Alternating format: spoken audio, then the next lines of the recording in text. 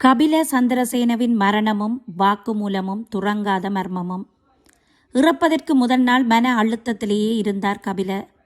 முன்னாள் கிரிக்கெட் வீரர் அரவிந்த டி சில்வா, எனக்கு மீண்டும் சிறை செல்ல முடியாது என்று திரும்ப திரும்ப எங்களிடம் சொன்னார் கபில. திருமதி பிரியங்கி அனுஷ்கா விஜயநாயக்கா அரவிந்த டி சில்வா.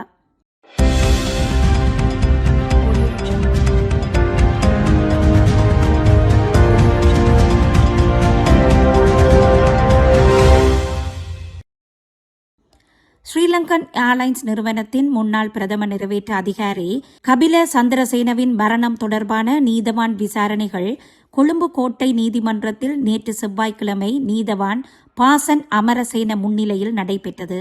மேற்படி விசாரணையை கடந்த வெள்ளிக்கிழமை முதல் நடத்தி வரும் கொழும்பு குற்றப்பிரிவு அதிகாரிகள் விசாரணையின் முன்னேற்றம் குறித்து நீதிமன்றத்தில் அறிக்கை சமர்ப்பித்தனர்.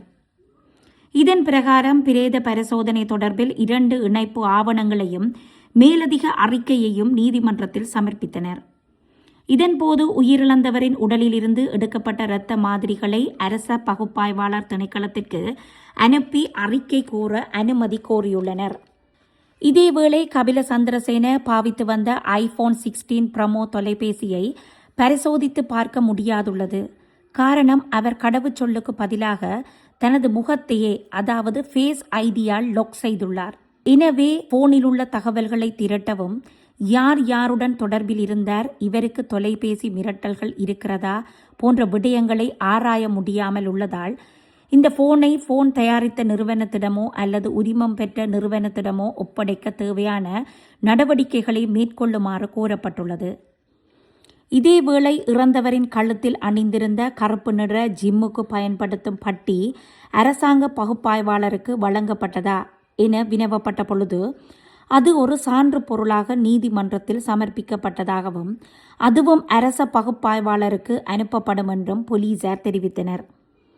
இவற்றுக்கப்பால் பிரதான சான்று பொருளாக கையகப்படுத்தப்பட்ட சம்பவ இடத்தில் இருந்த மருந்துகள் மற்றும் காகித பேப்பரில் சுற்றப்பட்ட அடையாளம் தெரியாத மருந்துகளும் இருந்தன.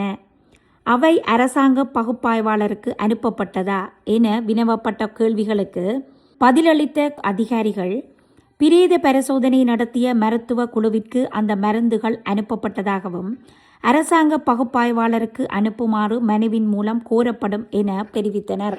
இதன் அடிப்படையில் போலீசார் விடுத்த கோரிக்கைகளுக்கு நீதிமன்றம் உடனடியாக அனுமதி வழங்கியது. இதனைத் தொடர்ந்து முன்னாள் கிரிக்கெட் வீரர் அரவிந்த டி சில்வா மற்றும் கபில சந்திரசேனவின் மனைவியின் சகோதரியும் அரவிந்த டி சில்வாவின் மனைவியுமான பிரியங்கி அனுஷ்கா விஜயநாயக்கவிடம் கொழும்பு குற்றத்தடுப்பு பிரிவின் வழிகாட்டுதலின் கீழ் வாக்குமூலங்கள் பதிவு செய்யப்பட்டன. இதன்படி முன்னாள் கிரிக்கெட் வீரர் அரவிந்த டி சில்வா சாட்சியம் அளிக்கையில், எனக்கு இந்த மரணத்தில் எவ்வித சந்தேகமும் இல்லை. கபிலவுக்கு மீண்டும் சிறைக்கு செல்ல விருப்பமில்லை. சம்பவம் நடைபெற்ற அன்று காலை 7 மணிக்கு எங்கள் வீட்டிற்கு சட்டத்தரணி வந்திருந்தார். அப்பொழுதுதான் நான் கபிலவுக்கு 2 முறை அழைப்படுத்தேன். அவர் பதிலளிக்கவில்லை. கதவை 2 முறை தட்டினேன். ஆனால் கதவு திறக்கப்படவில்லை. அதன்பின் கபில தங்கியிருந்த அறைக்கு பக்கத்தில் உள்ள அறையில் உள்ள குளியலறை கதவை தட்டினேன். அதற்கும் கபில பதிலளிக்கவில்லை. அப்பொழுதும் கூட நான் சட்டத்தரணிக்கு சொன்னேன், கபில தயாராகி கொண்டிருக்கிறார் என கூறிவிட்டு நான் அலுவலகம் செல்ல தயாரானேன். அதே நிலையில் எனது மனைவியிடம் அவசரமாக கபிலவை அழைத்து தயாராகுமாறு கூறினேன். அதன்பின் மனைவி சட்டத்தரணியுடன் சென்று கதவை தட்டினார். கபில பதிலளிக்காததால் மாஸ்டர் கீ மூலம் கபிலவின் அறைக்கதவை சட்டத்தரணியுடன் எனது மனைவி திறந்தார் என்றார். இதையடுத்து கபிலவின் மனைவியின் சகோதரியும் முன்னாள் கிரிக்கெட் வீரர் அரவிந்த டி சில்வாவின் மனைவியுமான பிரியங்கி அனுஷ்கா விஜயநாயக்கா சாட்சியம் அளிக்கையில், நான் அதிகாலை 4 மணியளவில் விழித்திருந்தேன். அதன்பின் எனது கணவர் எனக்கு அழைப்படுத்து சட்டத்தரணி வந்துள்ளார், கபிலவுக்கு தேநீர் தயாரித்து கொடுங்கள். நான் அவருக்கு 2 முறை அழைப்படுத்தேன். அவர் எந்தவித பதிலும் அளிக்கவில்லை என்றார். அதன்பின் நான் சட்டத்தரணியை சந்திக்க சென்றேன். நானும் சட்டத்தரணியும் கபில இருந்த அறைக்கு சென்று அவரை அழைத்தோம். கபில பதிலளிக்கவில்லை. வீட்டின் அனைத்து கதவுகளையும் திறக்கக்கூடிய மாஸ்டர் கீ மூலம் நான் சட்டத்தரணியுடன் சேர்ந்து கதவை திறந்தேன்.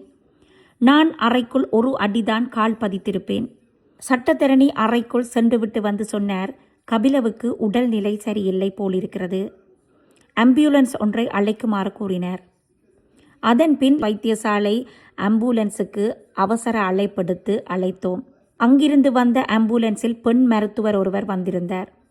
அந்த மருத்துவர் கபிலவை பரிசோதித்துவிட்டு கபில ஏற்கனவே இறந்து விட்டதாக எமக்கு தகவல்கள் வழங்கினார். எனக்கு இந்த மரணத்தில் சந்தேகம் இல்லை. அவர் முந்தைய நாள் இரவு கடும் மன அழுத்தத்தில் இருந்தார் என்பதை நான் நன்கு அறிவேன். எங்கள் வீட்டிற்கு வந்திருந்த பொழுது நாங்கள் அவரின் குழப்பமான மனநிலையை உணர்ந்து அவரை எங்கள் வீட்டில் தங்குமாறு கூறினோம். எங்கள் மகனின் அறையையே அவருக்கு தங்குவதற்கு தயார் பண்ணி கொடுத்தோம். அதன் பின் எங்கள் டிரைவரையே அவரது வீட்டிற்கு சென்று அங்கு அவரின் ஊழியர்களிடமிருந்து அவருக்கான ஆடைகளை எடுத்து வருமாறு பணித்தோம். எங்களுக்கு முன்னால் தான் கபில தனது பணியாளர்களுக்கு தனது ஆடைகள் தான் ஜிம்முக்கு போகும் பொழுது பாவிக்கும் கருத்த பட்டி என்பவற்றை கேட்டார் என தெரிவித்தார். இதை அடுத்து மேலதிக சாட்சியங்கள் எதிர்வரும் 14ஆம் தேதி தொடரும் என நீதிமன்றம் அறிவித்தது. எனவே எவ்வாறு இருப்பினும் கபிலவின் உடற்கூட்டு பரிசோதனை முடிவுகள் வெளிவர வேண்டும். அதேபோல் இரத்த மாதிரிகள் தொடர்பான முடிவுகளும் வெளிவர வேண்டும்.